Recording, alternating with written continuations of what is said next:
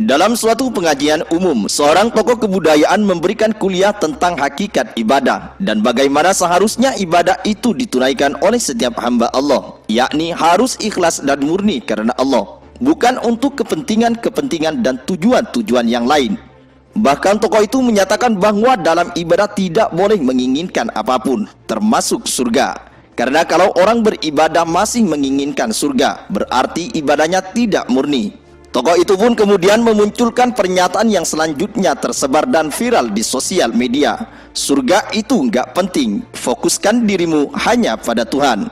Bagaimana kita menanggapi pernyataan seperti itu? Setelah kita meyakini dengan sepenuhnya bahwa Allah adalah satu-satunya Tuhan yang berhak untuk disembah, sedangkan kita adalah makhluk ciptaannya yang wajib menyembah kepadanya, maka hal selanjutnya yang harus kita lakukan adalah beribadah kepada Allah dengan landasan keyakinan tersebut. Artinya dalam beribadah kepada Allah, kita harus ikhlas karena Allah semata, di mana kita beribadah kepada Allah karena Dia adalah zat yang wajib kita sembah, sedangkan kita adalah makhluk ciptaannya yang wajib beribadah kepadanya. Jadi kita beribadah kepada Allah bukan karena faktor-faktor lain, termasuk surga dan neraka.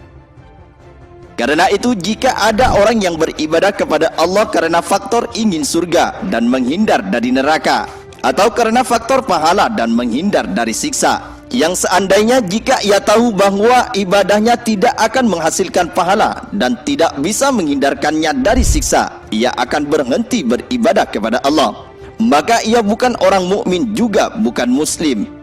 Karena dengan begitu pada hakikatnya dia sudah menyatakan tidak menyembah kepada Allah, melainkan beribadah pada surga.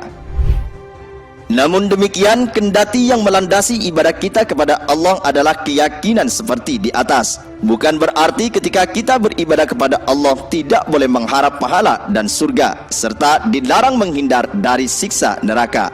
Justru di samping asas keimanan di atas, kita wajib menginginkan surga karena Allah telah mengiming-imingi kita dengan surga itu agar kita beribadah kepadanya. Kita juga wajib takut dan mohon perlindungan kepada Allah dari siksa neraka karena Dia telah mengancam kita dengan siksa neraka itu. Inilah bentuk ibadah dan sifat kehambaan yang sempurna kepada Allah.